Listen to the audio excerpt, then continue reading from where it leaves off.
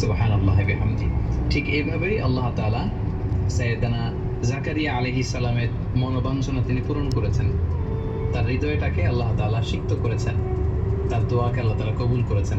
এবং সেটা ঘটেছে কিভাবে? ওই যে মারিয়াম আলাইহিস সালামকে তিনি ফল খেতে দেখেছেন, যে ফল ওই টাইমে পাওয়া যায় না, তিনি মোটিভেটেড হলেন যে মারিয়ামকে আল্লাহ যদি এটা করতে পারে, আমি আল্লাহর কাছে চাইলে আল্লাহ আমাকে কেন দেবে না। সুবহানাল্লাহ বিহামদি। আল্লাহ তাআলা তাকে সন্তান দান করলেন, তার নাম হচ্ছে ইয়াহইয়া।